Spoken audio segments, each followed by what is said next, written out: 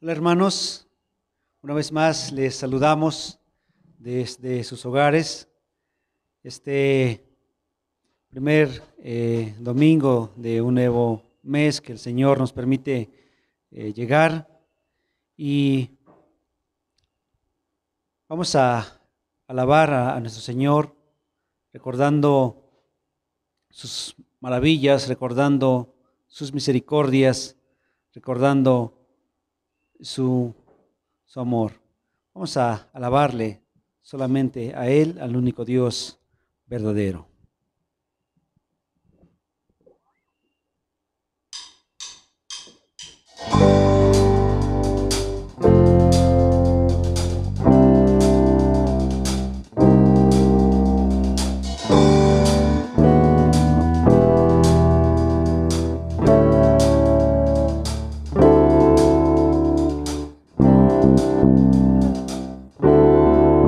Alabaré, alabaré, alabaré a mi Señor. Alabaré, alabaré, alabaré a mi Señor. Cambió el número de los redimidos y todos alababan al Señor.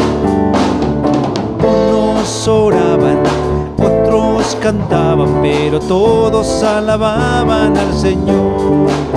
Alabaré, alabaré, alabaré a mi Señor.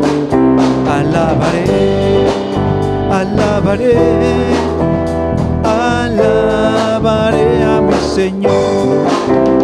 Alabad a Jehová, naciones todas, pueblos todos, alabadle, porque ha engrandecido sobre nosotros su misericordia y la verdad de Jehová es para siempre, aleluya, amén.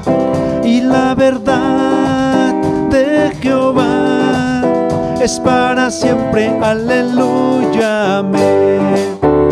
Alabad a Jehová, naciones todas, pueblos todos, alabadle, porque ha engrandecido sobre nosotros su misericordia y la verdad de Jehová es para siempre, aleluya, amén. Y la verdad de Jehová es para siempre, aleluya, amén.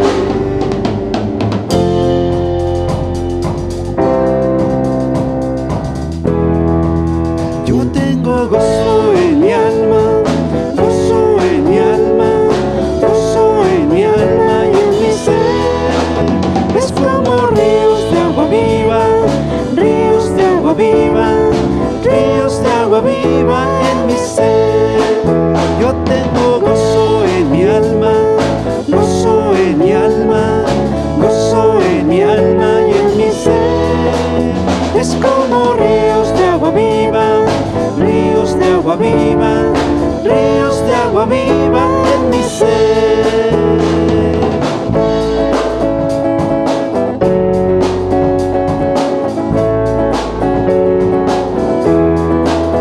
Es como ríos de agua viva, ríos de agua viva, ríos de agua viva en mi ser.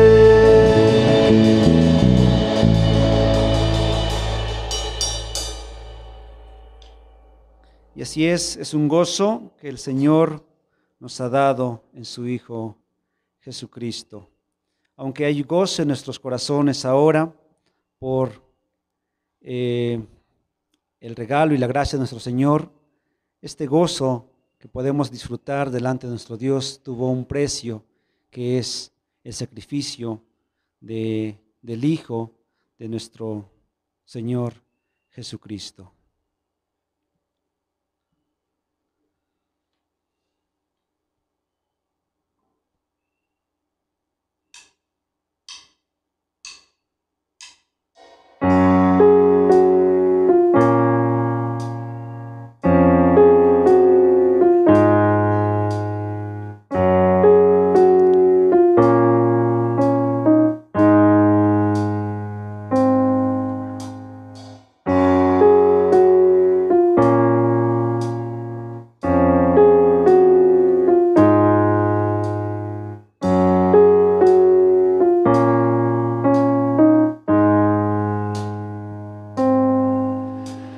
bajo la cruz del Salvador.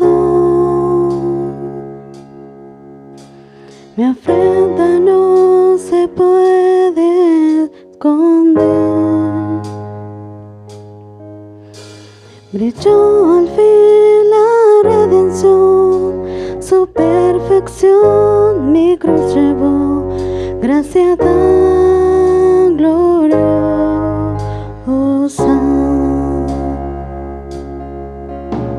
Rasgó el velo con su amor,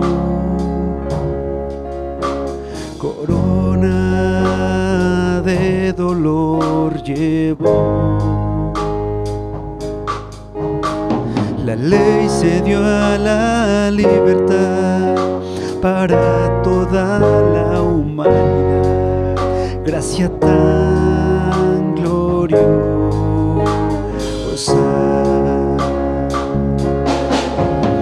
Y hoy la gloria del amor de Dios rodeando mi entrega, y sé que siempre aceptado soy,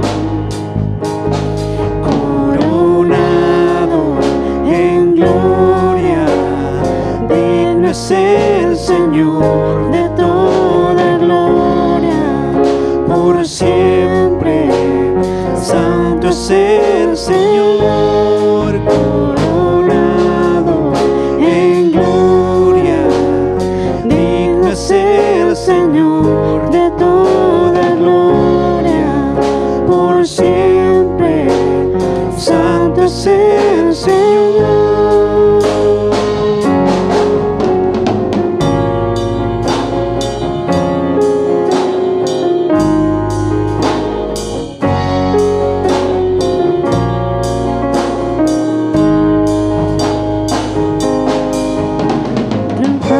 Triunfantes te adoramos, Rey,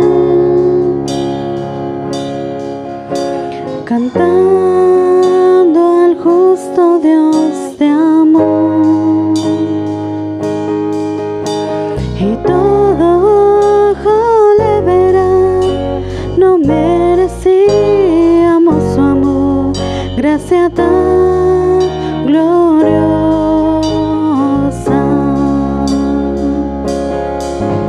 Y hoy la gloria del amor de Dios rodeando mi entrega, y sé que siempre aceptado soy, coronado en gloria, digno es el Señor de toda gloria, por siempre santo es el Señor, coronado en gloria, digno es el Señor de toda gloria, por siempre santo es el Señor.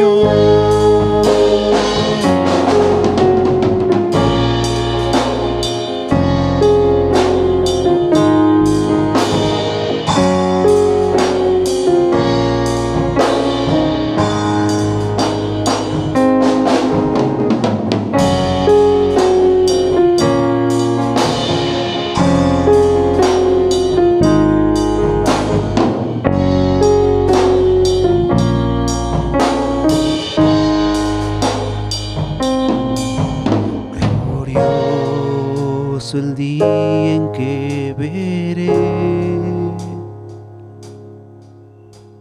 la faz de aquel que me compró.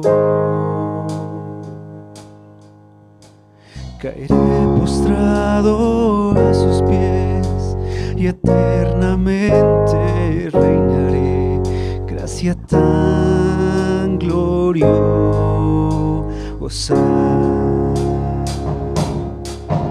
gracia tan gloriosa.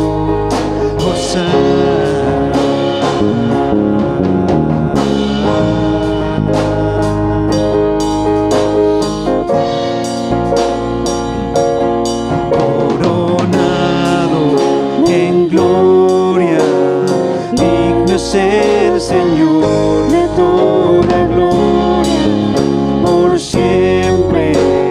Santo es el Señor, coronado en gloria. Digno es el Señor de toda gloria, por siempre. Santo es el Señor.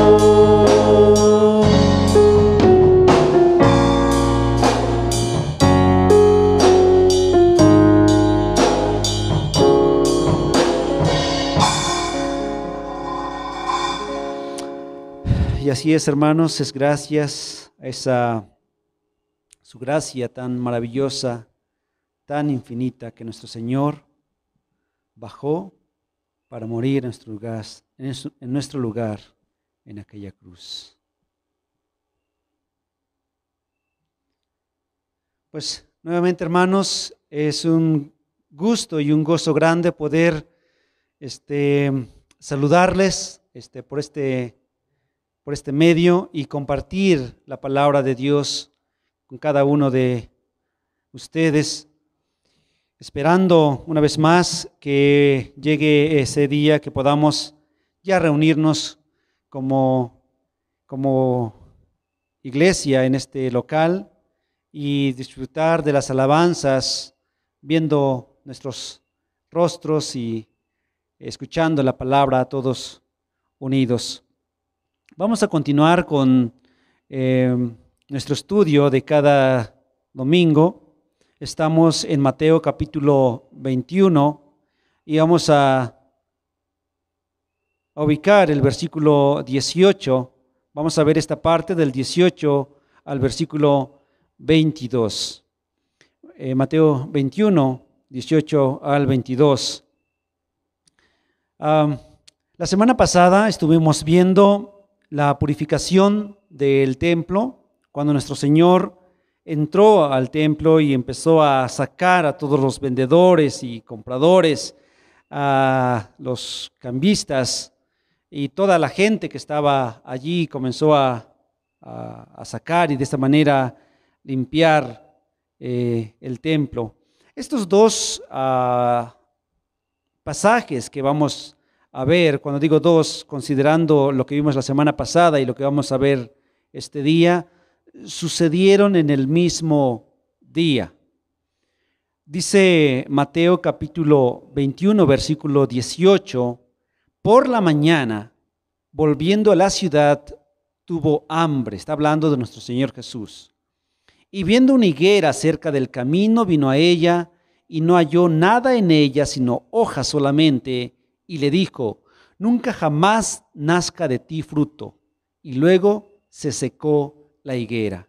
Viendo esto, los discípulos decían maravillados, ¿cómo es que se secó enseguida la higuera? Respondiendo Jesús les dijo, de cierto os digo que si tuviereis fe y no dudareis, no solo haréis esto de la higuera, sino que si a este monte dijereis, quítate y échate en el mar, será hecho. Y todo lo que pidiereis en oración, creyendo, lo recibiréis. Dice el versículo 18, por la mañana, volviendo a la ciudad, tuvo hambre. ¿Cuál mañana? Mateo solamente dice por la mañana, pero ¿de qué mañana está hablando? Pareciera un poco ambiguo lo que está diciendo Mateo, el evangelista, pero por la gracia de Dios es que tenemos un pasaje paralelo de este tema, la maldición de la higuera estéril, y esto se encuentra en Marcos capítulo 11. Marcos capítulo 11 nos va a ayudar a entender de qué momento está hablando Mateo cuando dice por la mañana. En Marcos, capítulo 11, nos dice, versículo 12, Marcos 11:12, al día siguiente, cuando salieron de Betania, tuvo hambre, y viendo de lejos una higuera que tenía hojas, fue a ver si tal vez hallaba en ella algo, pero cuando llegó a ella, nada halló, sino hojas, pues no era tiempo de higos. Entonces Jesús dijo a la higuera, nunca jamás coma nadie fruto de ti. Y lo oyeron sus discípulos. En el versículo 15, si ustedes se dan cuenta, comienza Mateo a narrarnos la purificación del templo. Entonces, la entrada, si consideramos que la entrada triunfal de nuestro Señor Jesús fue el día domingo, lo que narra el versículo 1 al 11 de Marcos, y después dice, al día siguiente, versículo 12, entonces, esto sucedió el día lunes. Nuestro Señor entra a Jerusalén el día domingo y al día siguiente salieron de Betania hacia Jerusalén nuevamente y nuestro Señor tuvo hambre. Entonces, al día siguiente del día domingo es lunes. Esto sucedió el día lunes. La maldición de la higuera estéril sucedió el día lunes. Y continuaron caminando el Señor y sus discípulos y llegaron a Jerusalén y nuestro Señor entró al templo de Jerusalén e hizo esta limpieza. Entonces estos dos acontecimientos sucedieron el mismo día lunes. Bien, regresemos a Mateo capítulo 21. Entonces ya entendemos, versículo 18 de Mateo 21 dice, por la mañana, es la mañana del día lunes, volviendo a la ciudad tuvo hambre. Marcos nos dice que se fueron a quedar a Betania, un lugar donde nuestro Señor tenía a sus amigos, les decíamos la semana pasada, tenía a sus amigos ahí, María, Marta, Lázaro, y le gustaba estar allí. Entonces, recordemos que la Pascua está cerca, es la semana de la Pascua, y hay mucha gente en Jerusalén, tanto que los aposentos no se dan abasto y todas las visitas tienen que ir a buscar dónde quedarse, dónde pasar la noche en las aldeas de alrededor. Nuestro Señor tiene amigos en Betania y entonces se va hacia Betania. Hay algo interesante aquí que muchos comentaristas se preguntan si nuestro Señor y sus discípulos se quedaron hospedados con sus amigos y salieron después. Resulta interesante que haya tenido hambre. Ellos acostumbraban a sus visitas darles el desayuno a muy temprana hora. Pero bueno, lo interesante aquí que Jesús, nuestro Señor, tuvo hambre. Por la mañana, volviendo a la ciudad, a Jerusalén, tuvo hambre. Dos cosas interesantes. El hecho de que nuestro Señor haya tenido hambre nos habla de la humanidad de nuestro Señor. Cuando hablamos de la humanidad de nuestro Señor, nos referimos que Jesús fue verdaderamente hombre.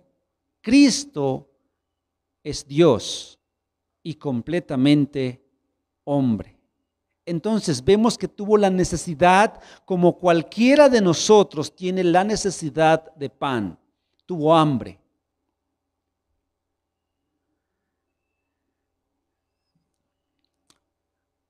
Dice más adelante, versículo 19, y viendo una higuera cerca del camino, vino a ella y no halló nada en ella sino hojas solamente.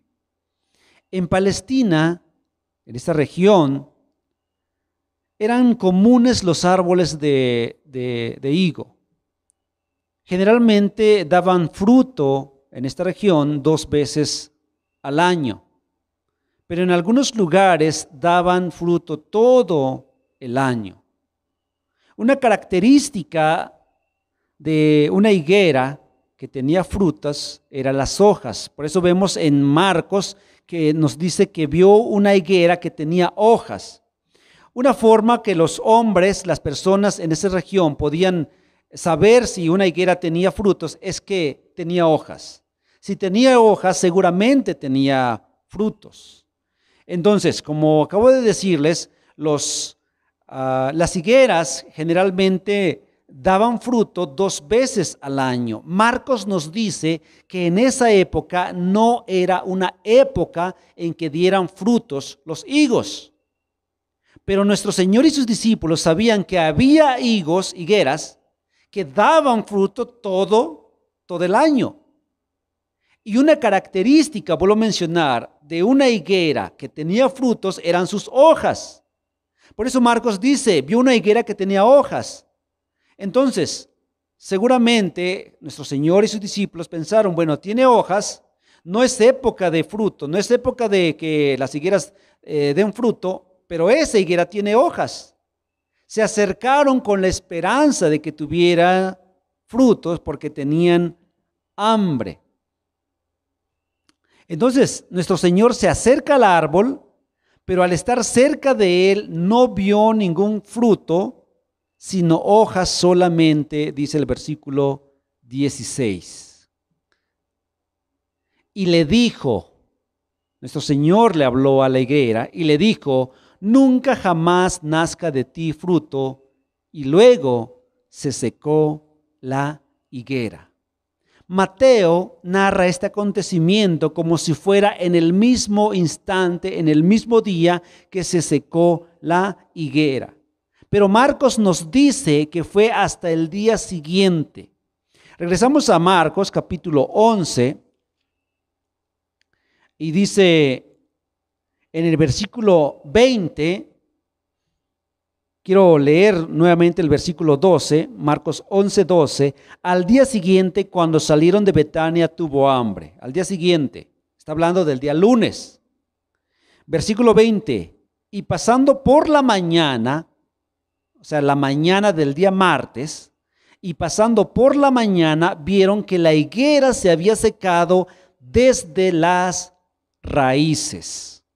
La higuera se había secado desde las raíces. Entonces, Mateo no da ese detalle. Él simplemente dice que cuando nuestro Señor le dijo, nunca jamás nazca de ti fruto, dice Mateo, y luego se secó la higuera. No es que se haya secado en ese mismo instante, sino que comenzó, es lógico pensar que comenzó a marchitarse en ese instante, y al día siguiente, cuando volvieron a pasar, era el camino para ir a Jerusalén, de Betania a Jerusalén, volvieron a pasar los discípulos, vieron la higuera completamente seco. Y otra vez, Marcos dice que estaba seco desde las raíces. Era tan visible que todo el árbol se había secado completamente, de tal manera que los discípulos, obviamente conociendo algo de campo, aunque eran pescadores, conocían algo de campo, se dieron cuenta que estaba seco hasta la raíz. Desde la raíz, todo el árbol estaba completamente seco. Versículo 20 de Mateo capítulo 21 dice, viendo esto los discípulos decían maravillados, ¿cómo es que se secó enseguida la higuera? Este asombro, vuelvo a repetir, fue hasta el día siguiente, ya el día martes. Respondiendo Jesús, versículo 21, les dijo, de cierto os digo que si tuviereis fe y no dudareis, no solo haréis esto de la higuera, sino que si a este monte dijereis, quítate y échate en el mar, será hecho. Versículo 22, y todo lo que pidiereis en oración, creyendo, lo recibiréis. Bien, versículo 18 vimos la humanidad de nuestro Señor. Aunque nuestro Señor Jesucristo era completamente Dios y completamente hombre. Tenía esta humanidad también. El hecho de que se haya haya tomado cuerpo humano no significa que dejó de ser Dios. Él seguía siendo Dios, pero a la vez tenía toda la humanidad, todas las necesidades que un hombre común como nosotros tuvo nuestro Señor Jesucristo. Lo mismo que dice Juan capítulo 1. Entonces, vemos después una ilustración. Veremos más adelante que esto que nuestro Señor había hecho, no solamente con la higuera, sino también con lo que hizo inmediatamente después, ya en Jerusalén, en el templo, es una ilustración de Israel. Después, en el versículo 22, cuando dijo: y todo lo que pidierais en oración creyendo, lo recibiréis. Nuestro Señor había enseñado algo a los discípulos. Y nuestro Señor quería mostrarles algo a través de esta ilustración. Podemos preguntarnos, bueno, ¿qué culpa tiene la higuera? No era tiempo de fruto, no era época en que dieran frutos. ¿Por qué la maldijo? Había una enseñanza aquí. Había una gran enseñanza. Podemos preguntarnos, bueno, ¿cuál es esa enseñanza? ¿Cuál es el punto de esto? ¿Qué enseñanza les quería dar el Señor a sus discípulos? ¿Era enseñarles cómo secar una higuera? ¿Era enseñarles cómo echar montañas al mar? ¿Qué quería que aprendieran? Sin duda, este es uno de los pasajes más mal interpretados. Muchos en la actualidad dicen que el poder está en la palabra. Pero el punto aquí no es lo que digas o pidas. El punto de este pasaje es la fe que tengas en el Señor Jesús, en nuestro Señor Jesús. Ese es el punto más importante. Hay tantas doctrinas erróneas obsacadas de este pasaje. Vuelvo a repetir, el punto importante aquí no es lo que tú digas. El punto importante es la fe en nuestro Señor, es la fe en nuestro Dios. Hay un libro muy leído en varias congregaciones. El libro se llama Decláralo, Reclámalo, Recíbelo. Decláralo, reclámalo, recíbelo. Quiero leer algunas porciones de este libro. Un hombre llamado Doug Heward Mills lo escribió hace algunos años atrás y que ha sido leído por muchos centros religiosos, muchos cristianos, y que han adoptado esta doctrina que, quiero decirlo, es una doctrina errónea, obtenido en parte de este pasaje. Escuchen lo que dice este libro. ¿Es cierto que puedes tener lo que digas? Y él responde, sí. De hecho, estás viviendo lo que has dicho con tu boca. Marcos 11, 23, 24 afirma, escuchen bien lo que dice este hombre, afirma que las montañas responderán a tus dichos. Si leemos detenidamente lo que nuestro Señor ha dicho en Mateo y en Marcos, no está refiriéndose a que hay que ordenar a la montaña. Obviamente lo que está diciendo nuestro Señor es entenderlo en sentido figurado. No está hablando de manera literal. Simplemente está diciendo nuestro Señor que con la fe en nuestro Dios podemos hacer grandes cosas. Pero Él retoma y dice, afirma que las montañas responderán a tus dichos. Y continúa diciendo, empieza a proclamar cosas grandes, porque tienes un Dios grande. Dilas con seguridad. Este es el modo de hacer una declaración. Es hora de declararlo, reclamarlo y recibirlo. ¿De dónde saca todo esto este hombre? Es hora de declararlo. Es hora de reclamarlo. ¿Cómo podemos reclamarle algo a Dios? ¿Quiénes somos nosotros? ¿Qué es el hombre para que le pueda reclamar algo a Dios? Y más adelante continúa diciendo en este libro: entra en la presencia de Dios como un niñito ahora mismo y recibe grandes cosas al reclamar tus bendiciones. Eres quien dices que eres y puedes hacer lo que dices que puedes hacer. Eres precioso porque así te hizo Dios. Eres exitoso porque lo dices. Eres sabio e inteligente porque eso es lo que reclamas ser. Si nos damos cuenta, todo esto gira en torno al hombre. Todo esto gira en torno al ser humano y no en Dios. Esto no es la doctrina de Dios, no es lo que está diciendo la palabra de Dios. Ningún hombre debe ni puede reclamarle a Dios. Dios es soberano, Dios es justo, Dios es bueno, pero reclamarle, no tenemos esa autoridad para reclamarle a Dios. Regresando al pasaje, estos dos sucesos, tanto de la limpieza del templo y la maldición de la higuera, lo importante en todo esto corresponde a una misma enseñanza, una ilustración de Israel. Primero, la limpieza del templo significa que su adoración era incorrecta. Su adoración era incorrecta. Requería de una limpieza en su forma de adorar, en su forma de pensar, en su forma de vivir, en su forma de hacer las cosas. Y en este pasaje de la higuera es la persona de Israel espiritualmente estéril, muerto. Es interesante que dice que tenía hojas. Mateo dice que tenía hojas solamente. Marcos resalta que tenía hojas.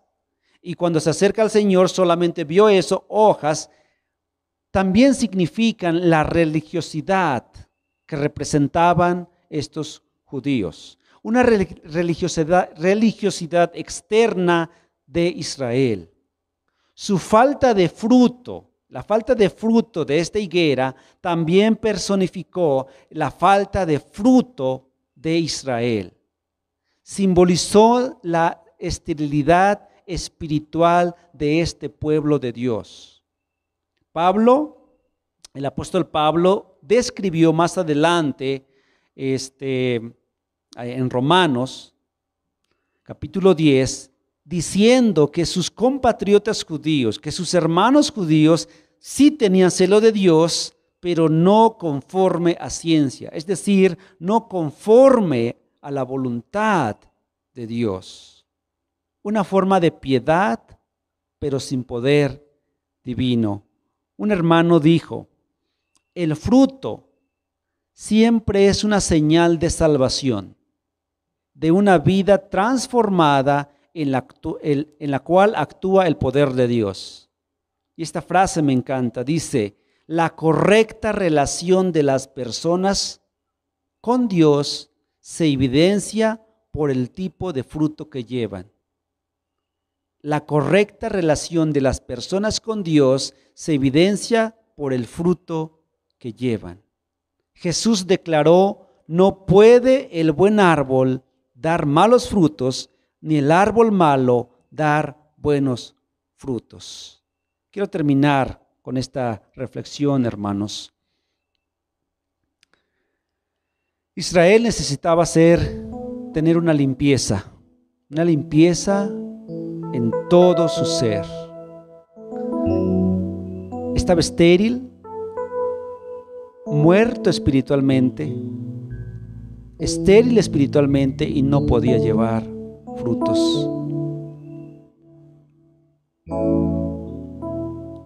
Hay tantas personas de la misma manera. Requieren de esta limpieza espiritual.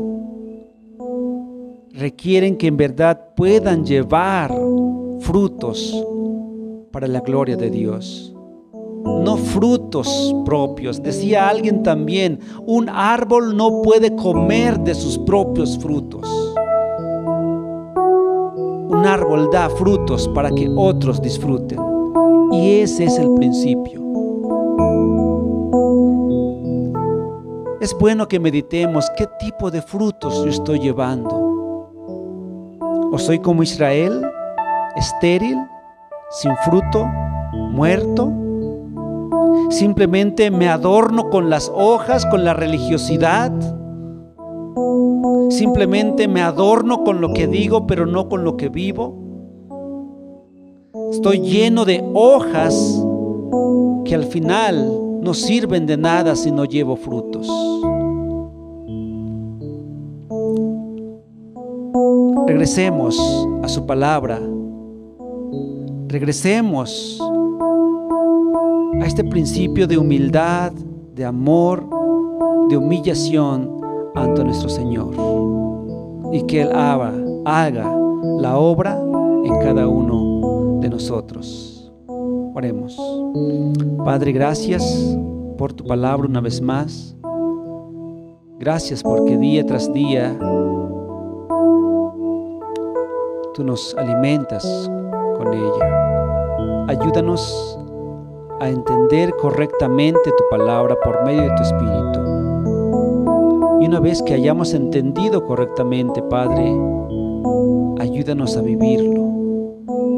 No solamente con adornos, con hojas, sino con frutos que te glorifiquen y que te honren, oh Dios. Padre, a ti sea la honra y la gloria por todos los siglos. Guarda tu iglesia, guarda los corazones, guarda las almas. Y Padre, que podamos vivir siempre para gloria y honra tuya.